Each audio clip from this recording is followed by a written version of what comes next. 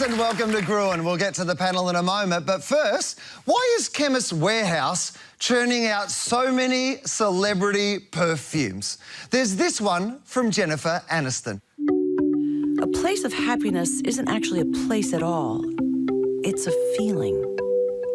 Introducing my new fragrance, Jennifer Aniston, Chapter 1. A place of happiness isn't actually a place at all. It's a feeling. That doesn't mean anything. Hey, Jen, maybe you should read a book past Chapter 1. Chemist Warehouse also has Christina Aguilera defining her scent. A woman's definition is her inner strength. My definition is knowing the definition of definition. But I've read the dictionary past Chapter 1. Chemist Warehouse sells 1,338 fragrances, which feels like 1,330 too many. Britney Spears has 16 perfumes. If you mix them all together, you get her secret 17th perfume, Toxic.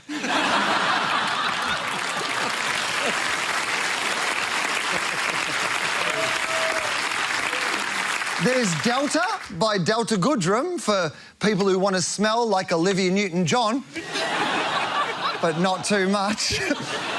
Sarah Jessica Parker has Stash. That'll attract the sniffer dogs. Kim Kardashian sells True Reflections. Even her perfume is obsessed with its reflection. Lady Gaga has Fame, a smell that will last 15 minutes. Rapper Pitbull sells Pitbull Man. I'd rather smell like a Pitbull dog. And pop star Shawn Mendes has Signature. That's also all the effort he put into the fragrance, writing his signature on the contract. These fragrances have so little value, Paris Hilton's is currently on sale for $9.99. That's a $75 discount. To put that into perspective, Paris Hilton's perfume is exactly the same price as this insect repellent.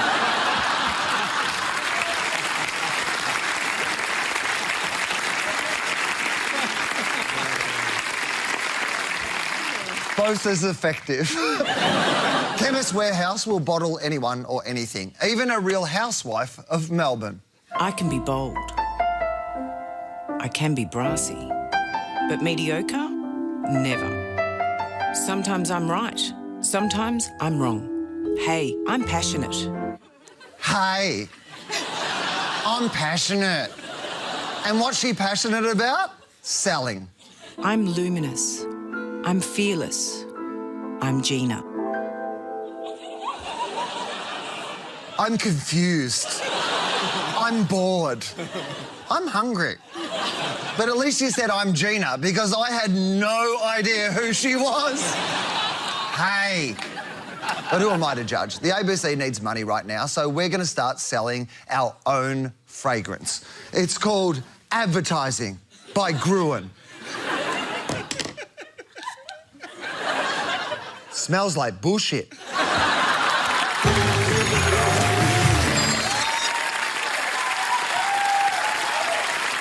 Time to welcome our panel, Todd Sampson, and from PwC, Russell Howcroft.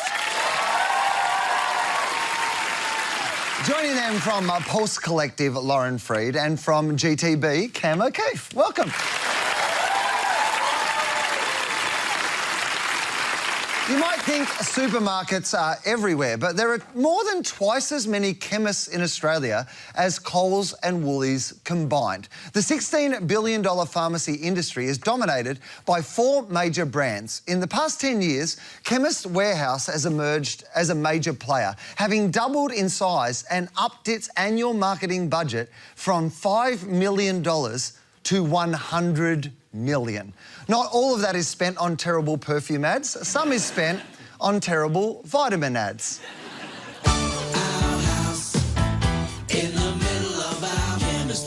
Chemist Warehouse is the home of big brand vitamins and supplements like Swiss. Their Swiss Ultiboost Relax and Sleep 60 tablets only $20.99. Swiss Ultiboost Vitamin C plus Manuka Honey 120 chewable tablets $13.99. Swiss Ultiboost High Strength Propolis just $22.99. And Swiss Ultiboost Mega B Plus $21.99. For the Swiss vitamins and supplements range, come home to Chemist Warehouse.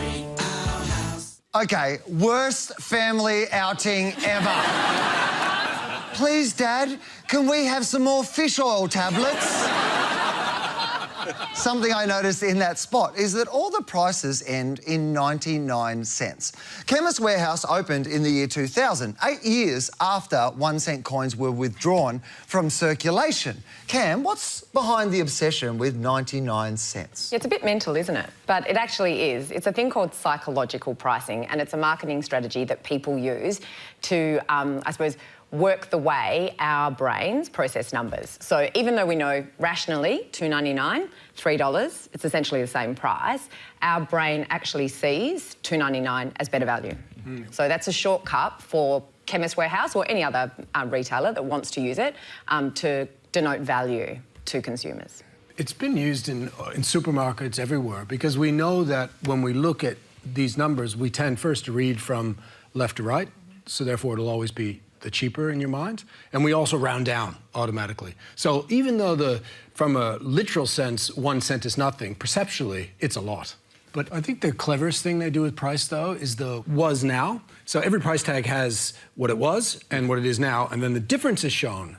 But it's called anchoring. You don't know what the was actually was. Was it a cheaper price? Was it a more expensive price? Was it a marked up price? It's a kind of the recommended price. So they can always make that gap look bigger. It's a big part of their strategy. Part of the core thinking behind Chemist Warehouse is around low price. They're not even trying to denote anything else other than low price is the core of what they do. So what they're trying to do is put as many low prices as they can in front of you, and they want to show that they have really expensive products that are so dramatically slashed. And it doesn't take a lot for you to research just for a second and go, actually, we're not getting a low price here. But I think with Chemist Warehouse, they've been very deliberate with their pricing strategy. So they've become the Bunnings of the pharmacy landscape. So when they founded, they went in with the intention to disrupt that category. So where the margin was about 35%, so in a local pharmacy, they've gone in and said, we're happy to take 10%. So that's a huge drop, and the customer does get the benefit of that change, but they then have had to structure their business in a way that supports that. So through getting co-op advertising or finding other ways to generate revenue, because you can't just fund a business off that 10% margin. There's something else I want to talk about in that ad, and it's not the frightening spectre of a Chemist Warehouse in your street, or even the weasel words in the logo, is this Australia's cheapest chemist? Is this Australia's cheapest chemist? I don't know. Is this Australia's most ad-filled show? No, that's MasterChef.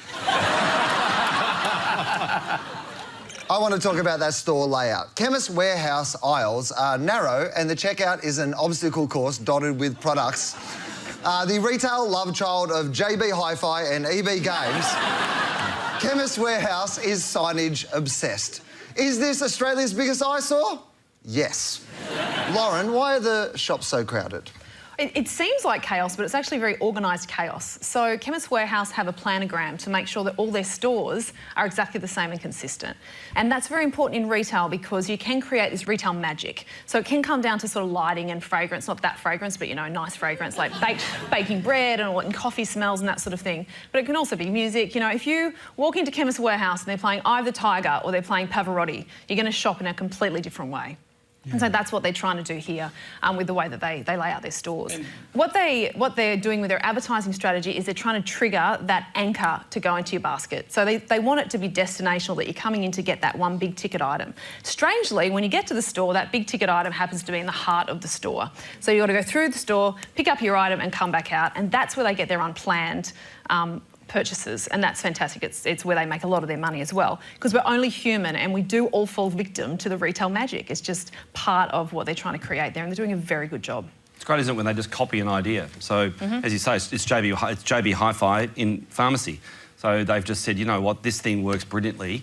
And the tradition, of course, is the pharmacist, and it was high margin, it was nice and friendly place.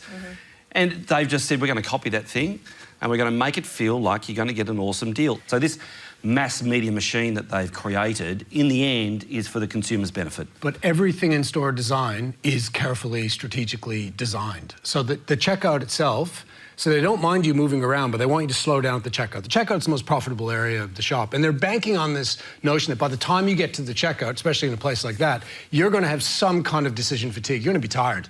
Perfect time for impulse buying. So there's often sweets and lots of things that you may or may not need right there in front of you. And more often than not, they're not hugely discounted. So that area is really important. And it looking cheap, the whole shop looking cheap and looking like you're finding your way through. This kind of theater of cheapness brings down your guard. You become less critical because you assume that it is cheap because of where you're at. They don't need to convince you because you've convinced yourself that it's cheap because you're in a warehouse. And it is cheap. Traditionally, prescriptions make up the bulk of a pharmacy's revenue. For Chemist Warehouse, about 60% of its sales come from retail products. But when you do fill a prescription at Chemist Warehouse, you get a buzzer, similar to the kind you get at a pub, which is actually where I get my medicine.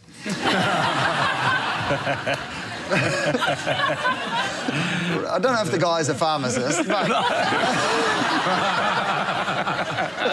Russell, what does a buzzer add to the retail experience? So businesses throughout the world are trying to be customer-centric. You know, that's the thing they're putting on their whiteboard now all the time. And most of it, of course, they don't really succeed. But this is actually genuinely customer-centric. Why? Well, because there's a benefit there for the customer. They can go shopping whilst waiting for the prescription to be organised. And there's also a benefit there for, obviously, for Chemist Warehouse because they get them shopping whilst waiting. So there's no stress as you're going for the shop as a customer because you would stress, wouldn't you, if you didn't have the buzzer? So are my drugs going to be ready? So you probably wouldn't go shopping. They're very clever. Customer-centric marketing, Will. They figured it out that the prescription is dead time. So it's 5 to 10 minutes, and what normally happens, because your prescription is something that's very personal to you and you're slightly paranoid that other people know what prescription you got, so you just stand there staring at the counter, hoping it's going to come, so you're not doing anything else. Yeah. The buzzer not only keeps you shopping, but it keeps you in the shop as well. You can't go with the buzzer to another shop and grab something for 10 minutes and come back. And the other thing it does is it makes the time seem fast because you're moving around. It's the equivalent of what they did with elevators with mirrors. You know, they realized in office blocks, people getting frustrated it takes so long, so they put mirrors up and suddenly the complaints went down. It's very similar. Is it? I'm not sure about That's why mirrors are when you're in elevators. Yeah. That's because people spend so much time looking at themselves, they forget the length of time it takes for the elevators to get up, so they put mirrors next to all major elevators. Yeah, but do they go shopping? The time goes by much faster because they're shopping. So do you think it is customer-centric? Yes. Because for me, I feel like the buzzer, it's absolutely smart marketing. It's convenient for the customer. But... And... something to me. And Chemist Warehouse are the winner. Yes, I agree with you there. Chemist Warehouse are absolutely the winner. Yeah. I'm not sure it's entirely customer-centric. So I think the benefit to them is that they actually do keep you moving and staying in the store while you're waiting for your prescription. They don't actually need to put staff on to give any customer service and actually make it a one-to-one experience. Yeah, but... Wait. Wait for the buzzer, Russell.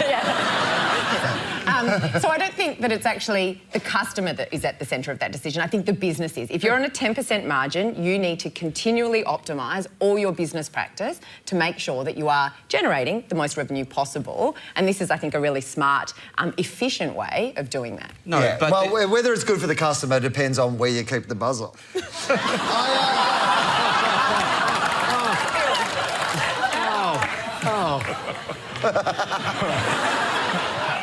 Chemist Warehouse makes a lot of ads that don't look like ads. There's Healthy Break and Beauty Break with its constant barrage of invasive questions. Want to look up to 10 years younger in just 4 weeks? Looking for a multitasker to enhance your skincare regime? Are you ready to turn back time? Yes. Take me back to a time before I saw those ads. And there's also my new favourite Australian drama series, What's On in the Warehouse.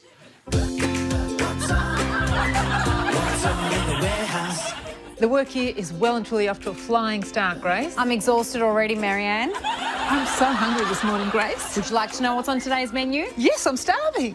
You know I love a good laugh, Marianne. I just can't wait to get to the Melbourne International Comedy Festival next week. Well, they do say that laughter is the best medicine, Grace. They obviously haven't been to Chemist Warehouse. It's time for this week's What's On in the Warehouse. What's on in the warehouse? What's on? What's on in the warehouse? Let's be clear, medicine is definitely the best medicine. There are over 170 episodes of What's On in the Warehouse, and I've binge-watched all of them. It's amazing. It jumps the shark when Grace and Marianne bulk buy cold and flu tablets and start a meth lab. And then it's all on in the warehouse. I love it. I love it. Todd, is this advertising about quantity, not quality? That's not advertising. What's on? What's on in the warehouse? Oh, yeah. Once it's in, you can't get it out. Title of your sex tape. So the two...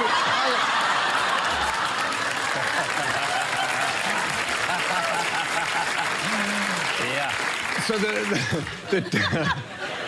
the two major factors for a television commercial is cost and time. So a TV commercial could cost anywhere between $200,000 to $2 million. Those probably cost $20,000 for 5. So that's the first thing, is they're super cheap. Yeah, it wasn't actually 20,000, it was 19,999. For 6. Yeah. Yes. And the other thing is time. Is that 30 seconds is very quick to get a message across. Each of these is 4 minutes on YouTube. They can go through the entire, as they are, self-actualization process. They create the problem, cause the drama, then give a solution in one hit in 4 minutes, which is difficult to do in 30 seconds. Yeah, so that's why they do it like this. But what they're doing is creating media assets. Yeah, so that show is a media asset that they can then sell to suppliers. So it's not just, what's on in the warehouse. They create a whole lot of different assets. So when they're talking to people that they are buying supplies off, they can say, would you like to be involved in what's on in the warehouse? Ooh. So they are, in fact, a media... That should be an intelligence test. Yeah, right. They are, in fact, creating media that then allows them to sell.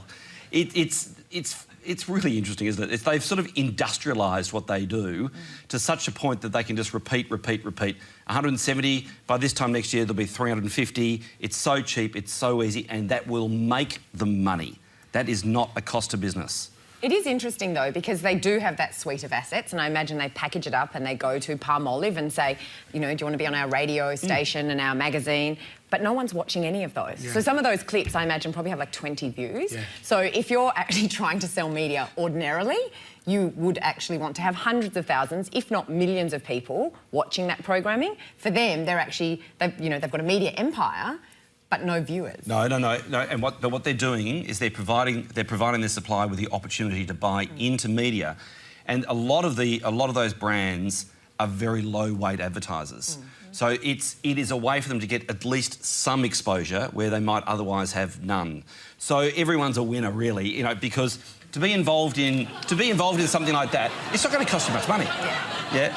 It is. By the way, I wish you were a judge at the Olympics. You get a gold, you get a gold, you get a gold. Everyone's a winner.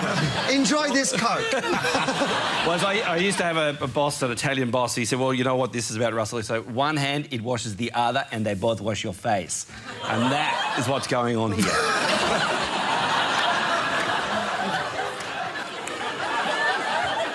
Chemist Warehouse, not a warehouse, by the way, just the shop, is more media empire than Chemist. There's a Chemist Warehouse radio station as well as a Chemist Warehouse magazine.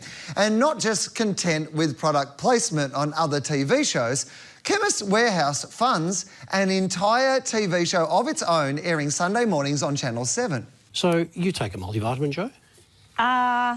No, I don't take a multivitamin, should I? Because I eat lots of broccoli. I feel like, is that not enough? That's very good for you, yes. But with your lifestyle, because you've got so many things on the go, young mum, all lifestyle. And it's something to consider.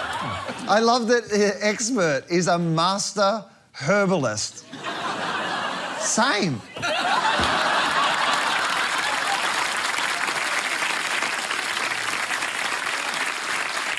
The House of Wellness logo is advertising hiding in plain sight. And the House of Wellness desk is lined with vitamins available in store. Wellness is not medicine. Lauren, why does Chemist Warehouse want to own wellness? We hear this all the time, that content is king, and so they are trying to be the 360 of wellness. The non-sell, by actually not putting their logo on their brand and not seeing any of their primary colours from their branding in there, does mean that they're being a bit more genuine. Well, it comes across as being a bit more genuine. When you're developing a marketing plan, you're looking at what's the sales cycle from when someone gets on their radar or they consider it through to when they actually purchase it. What they're doing by creating all these wellness platforms is they're shortening that distance between consideration and purchase. So across all these platforms, there is advertising, and Synovus is on there and Swiss is on there. There's no price points on there. There is no Chemist Warehouse logo, but there is a little shop now button. So you click on it and all of a sudden you're on the Chemist Warehouse and the craziness of that website. But the thing with Chemist Warehouse is they're a marketing machine. You know, they spend $100 million to look cheap. Their catalogue is actually their primary media. I mean, that catalogue, they distribute millions of those every few weeks. They've got 40 pages with 1,200 brands paying to be in this catalogue. Before they've even sold anything off the shelves, they've made millions and millions and millions of dollars. I mean, they are a marketing juggernaut and they're nailing it in every angle. This wellness word it's really clever strategic marketing. So it's all about how you define your business. So if you define your business as a chemist, then what you'll buy from the chemist is stuff that you would expect. But if you define yourself as we're in the wellness business, then all of a sudden you can stretch your brand and therefore stretch your sales in all sorts of different directions. You know, if they wanted to have massage outlets, that would make sense because wellness is about massage, etc. So you can just sort of plot out a really bigger and more successful future just off the back of saying we're in the wellness game. Yeah, it might seem simple, but it's very, very clever marketing theory. It's back to Theodore Levitt and how you define your business. If you have a narrow definition, you'll have narrow sales. If you have a wide definition, well, surprise, surprise, you have bigger sales. It's the commercialization of health. It's the global it's estimated the global wellness industry is over $3 trillion. The global wellness industry. That's 3 times more than the entire pharmaceutical industry. So they know it's a big area for them to play in. And Chemist Warehouse owns cheap, but cheap and wellness don't go together. So you can see that this is part of their brand extension. This is them trying to move on and broaden out a bit and get a bit more quality and credibility in other areas. And because they know that the margins in prescriptions have shrunk, but the margins in the other areas, the so-called wellness products, are still there, so they're putting their focus in that area. I think that's the key piece for me. It's a relevance play. So if they look at the broader community, yes, price is a driver, but I think that, to your point, the wellness sector is the place that's exploding. So people paying, you know, $8.50 for a kombucha, or you know, that's where the money is. And I think Chemist Warehouse moving from like a low margin retailer, expanding to areas that actually give them a bit more breathing space so they can make margin on the products that they're selling, not just actually the advertising or their media empire, allows them to grow as a business. Chemist Warehouse is on the wellness warpath, but competitor Priceline has a different strategy.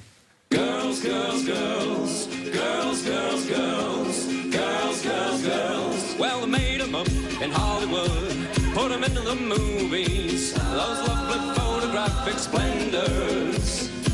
Who makes it fun to spend your money? Who calls you honey most every day? 50.6% of Australians are women. We know they want to feel 100%. Priceline Pharmacy.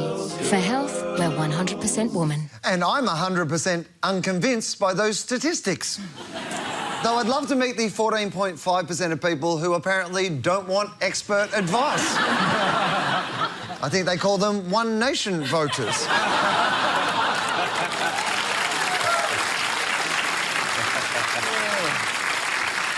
Many of the statistics in that ad are thanks to data mining, or as Priceline prefers to call it, its loyalty program, Sister Club. Priceline says 97% of its customers are women.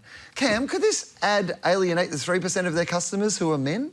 No, I don't think this ad will alienate men. It actually delivers on their brand strategy. So Priceline have built their business around serving the health and wellbeing needs of women, and they've actually marketed or made ads that deliver to that strategy. And it's really refreshing for me to see this, because it's a debate you have with clients a lot when you're discussing a brief, because I think the default position is to appeal to everyone. We couldn't possibly leave out that group or, not appeal to this demographic. But the truth of it is there's power in appealing to your core audience. So you may as well spend your time, money and creative efforts appealing to that audience who are likely to shop your brand, and not worry so much about appeasing people who are never going to shop your brand. Yeah. And it's a gatekeeper strategy, because they know that 80% of healthcare decisions are made by women. So if you get the woman, you've got the family. But if you get the man, you get sort of indecision and lack of loyalty, really. That's what you're going to get. So they know that. And also, I just think from a media efficiency, when you're targeting a specific, that's why it's called target marketing, when you're targeting a specific group, which is rare, you can be really efficient in your media. You know exactly where to go. And no man is going to look at that and go, I'm never going in there because it's a woman's shop. That's not going to happen. We're not selling cars. We're selling cosmetics, drugs, lots of other things. So I looked at that and went, I'm going to Priceline. It's full of chicks. Yeah. Priceline is not afraid of an utterly random product. Trying to clean your ears with cotton buds can push wax deeper, causing wax plugs. Use Audisol. Its gentle action washes away wax, leaving ears feeling fresh and clean. Solve earwax with Audisol. Okay, if your partner wants to watch you clean out your ears, run.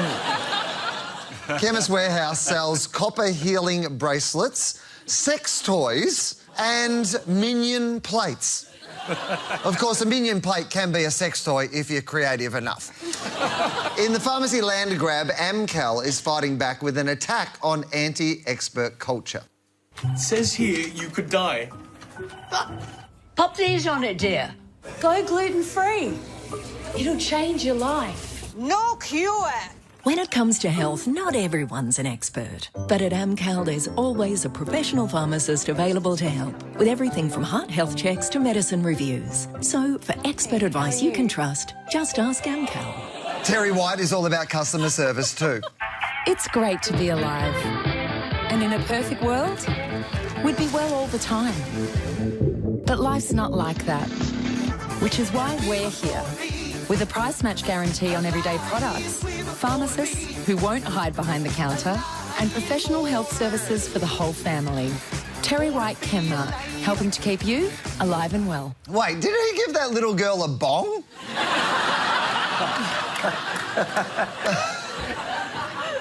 Todd, is expertise enough to beat Australia's cheapest chemist? No. I mean, we are the down capital of the world. The only thing that beats lowest price here is free. And so that's not going to happen. I do think there's a potential, slightly more niche strategy here, which is older people that are going to require more prescriptions. Because for a lot of people, pharmacy is about risk reduction. That's why generics are hard to sell. That's why the pharmacist has to push a generic on you, because most people are willing to pay more for the perceived safety of the product. But I think there is a growing market in Australia, aging population, that are going to need and want more drugs. And that will require better expertise. So maybe they're attracting that market. But nothing beats lowest price. But do you think the challenge is in a commodity category like pharmacy, like there's no status attached to hemorrhoid cream, right? No one sees that you're using it. You can't take the handbag. How do you charge the price premium for that expertise? That's what kind of breaks my heart, but it does feel slightly like the death of the local pharmacy. I think the centre has changed. I think the centre used to be the high margin you make on prescriptions, of which is attached to a pharmacist who is an expert. I think the centre of the business is now moved onto the other things that exist in a pharmacy, of which you do not need a pharmacist. Yeah, okay, so then change the floor plan, change the adjacencies, make sure that you've got a doctor next door to the pharmacy, or make sure you've got some sort of therapist next door to the pharmacy. So turn it into more of a value-add experience, but then industrialise your marketing to get the footfall. It's not just about having higher value looking advertising and thinking that that's going to get you the margin. You've still got to repeat in order to get the sale.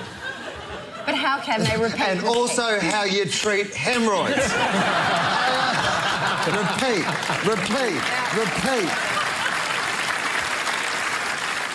But pharmacists are very trusted already. So, I mean, dressing a pharmacist up as an expert is actually downgrading what they are. They're the second most trusted profession in Australia.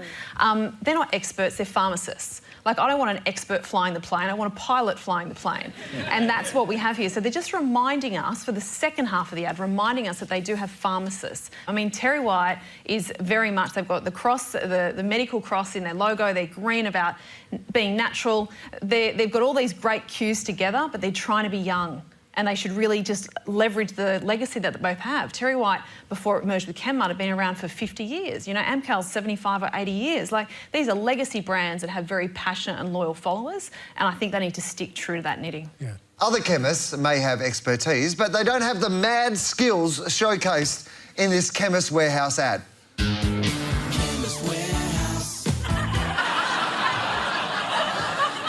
Is this Australia's lamest chemist? Yes. Yes, it is.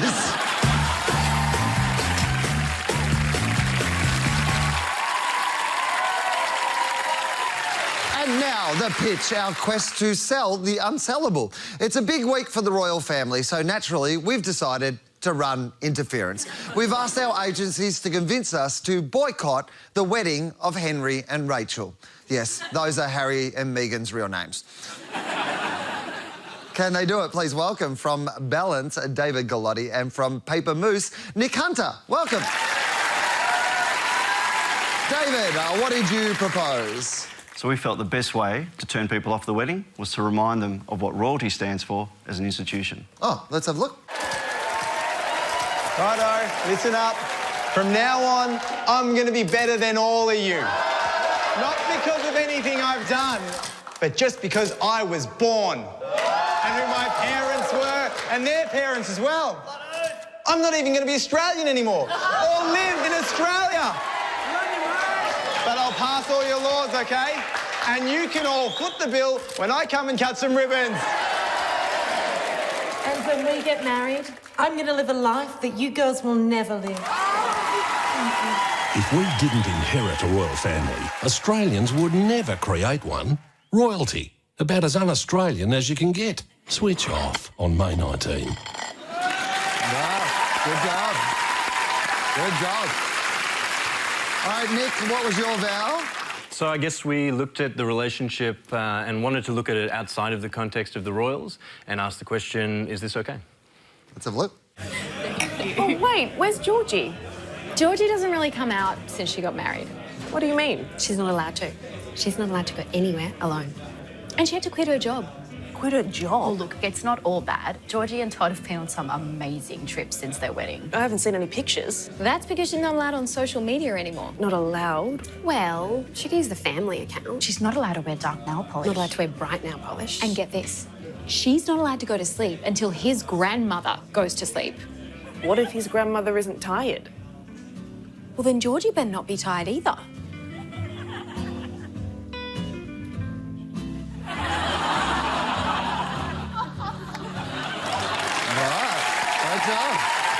Great job. All right. Russell.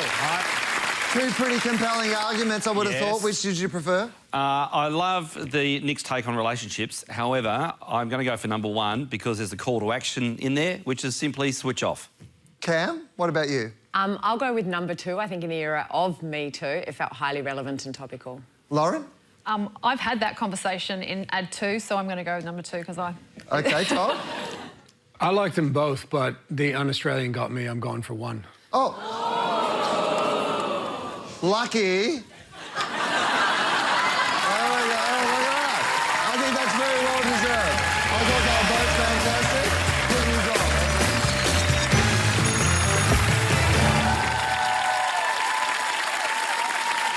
Last week, David Warner poked his head out of the outrage bunker and made his first steps on the road to redemption. 1 month into his year-long cricket ban over the ball tampering scandal, David Warner has returned to the public eye. The batsman is in Darwin working with local players, performing community service, while also restoring his image with fans. putting a good spin on his situation. Great shot. In a pitch aimed at repairing his reputation, David Warner conducted a top-end coaching clinic, helping Darwin's young female players develop their big-hitting techniques. The Darwin Training Clinic was part of 100 hours of community service imposed on the batsman over his role in the ball tampering scandal. Break the room. Oh, hang on, he's still ball tampering! Russell, is day one of Warner's redemption tour too early to get the cameras in? I find this extraordinary, Will. The fact that there were cameras there, he's doing his community service, he's got a 1-year ban. OK, maybe a selfie would have been taken and maybe people would have just on their own steam used their own social media to say Dave Warner's just been up in the Northern Territory with women's cricket. That might have happened naturally. But to engineer it, I just find it extraordinary. I really do. I don't know what decisions were made and who made that happen, but it looks like it's planned, as in the cameras are planned, and I wish that hadn't happened. The news coverage proved that everyone had something to say about David Warner, except David Warner. He's been a great cricketer and I think he's got a lot more to give. Why would you waste all that knowledge and experience? It's good to pass it on. I think it's just a great environment for him to come and spend some time in the local cricket community and be welcomed back in with open arms. And I'm definitely not just saying that because I work for NT Cricket. Cam, is it a good idea for Warner to shut up right now? Yeah, I think so. If you've just been caught out in an incident that brands you as a cheat, it's probably best you shut the hell up. No one's going to believe anything you say anyway. So I think it's probably safer to allow other people to speak about you and redeem yourself through third-party opinion. See, I think there are two different cases with Smith and Warner. I think Smith can go quiet, and because I think his is just a kind of rebuild, repair his image. I think Warner is come out of this looking like a jerk, and he probably was a jerk before that. And I think that he needs a repositioning, and I think he needs to be more active in his repositioning than everybody else. Whether this is too soon is another question, but I think he needs to get out there more. And I don't think he should speak, but getting other people to speak on his behalf is not a stupid strategy, because the best antidote when it comes to sports for bad PR is winning. But he's going to have a hard time doing that. If he gets to play for NT and starts winning, we go blind. We have this winning amnesia. Shane Warne, you can do anything if you're winning. No, it's been very clear. They've been banned for a year, and that's the price that has to be paid, including repairing the image. No. Absolutely. No, he's not going to go quiet for a year. Well, he should. He's not going to. He should, and that should be part of the ban. Yeah, it's like you just get on, do your community service, and if things organically happen, then that's fine. But engineering it, it's just, for me, it's entirely the wrong strategy. On day 366, put the whites on, go out and start making some runs, and then people can talk about your genius as a cricketer, which is what they both are.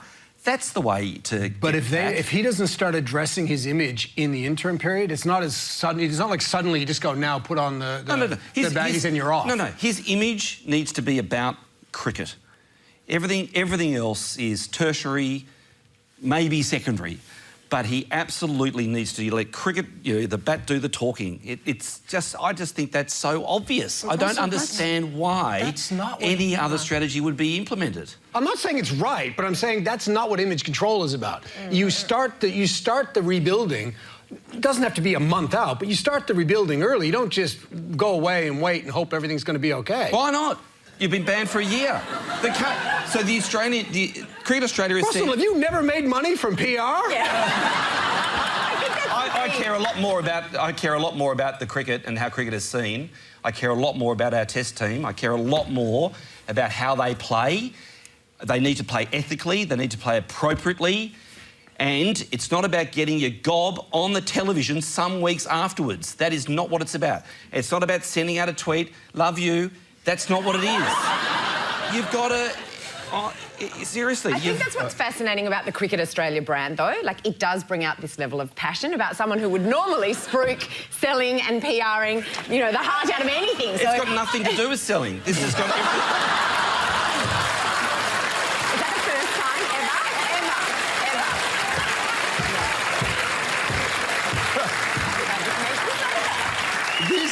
is how big this scandal goes. It's even broken Russell. Yep.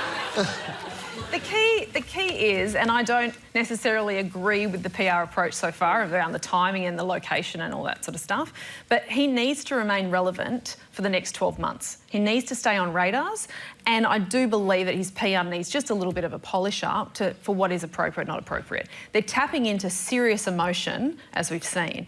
There's a reason why the people that were interviewed in that news clipping with the Vox Pops were all females. They're all very forgiving, they're not as passionate about their cricket, and they were the only ones that made the cut. And no risk of ball tampering. Yeah. During the height of the controversy, David Warner lost sponsorships with Toyota, Asics and LG. And Woolies probably won't be running this ad again. I got my first job at Woolworths when I was 14 and 9 months. 3 days after I turned 14, 9 months. I started at night shift work, packing shelves, unpacking boxes. I'd say just stacking shelves is probably what I wanted to do most. When I was at Woolworths, you would find your white vinegar in aisle 6. If I wasn't a cricketer, I would probably still be at Woolworths. Well, I've got some great news for you, Davey. Weekend shifts. Weekend shifts. On the weekend, Vegemite announced it was in talks with Steve Smith about becoming an ambassador. Lauren, could Warner get a Vegemite sponsorship, or is he toast? The worst thing you can do when you're on the road to reputational recovery is also focus on the road to financial recovery. So Smith & Warner should be quiet, and sponsors, very strangely, shouldn't be talking before contracts are signed. But Australia loves winners, and so the second they're back on the team and they're winning, the sponsors are going to flock back in, and they're going to be signing very big financial deals. It was opportunistic of Vegemite because they know this is the cheapest they'll ever get Smith. You know, so I think they're smart because Smith. There's a scale when it comes to sponsorships and endorsements. There's a scale for athletes because of risk. It's all about risk reduction. So Smith was what they're referred to in the industry as a clean skin. No issues, no problems. Therefore, he could command a really high price because it's low risk. Warner may be a bit further down that, but you know he's not completely clean skinned, but he's a bit further down. This is very opportunistic of Vegemite. Sign him when he's at his lowest and get him into a 3-year deal. I'm glad he said no, because no is the right answer for that one. From the Big Bash to bucket hats, KFC is one brand with a long and loving association with Cricket Australia. For now, KFC is standing by the sport, but I reckon this 2015 ad starring David Warner might get a lifetime ban. We had a couple of guys that used to come around all the time, and we used to try and replicate what was going out in the middle in the HCG, and you hit it over the fence, you're out. But you got 6 runs to your total, so you accumulated your runs over a certain amount of innings that we played. We had a concrete backyard, so there wasn't much movement off the wicket, so I had to try and work something out, and that was by taping half the ball and trying to get the ball up there and swinging it.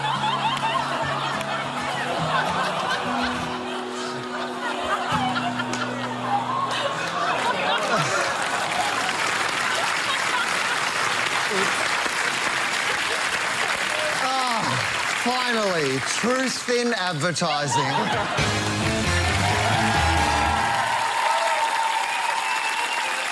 That's just about all for tonight. Please thank our panel, Russell, Cam, Lauren and Todd. Thank you. Oh, we'll leave you with the world premiere of a very exciting campaign for our brand new fragrance, Advertising by Gruen. Available never at Chemist Warehouse. We'll see you next week.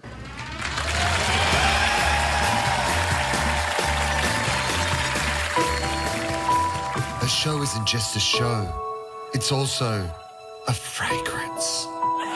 A show's definition is its ability to cash in on anything.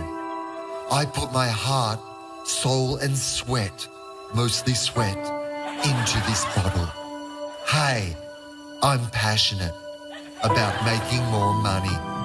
Advertising by Gruen. It smells funny.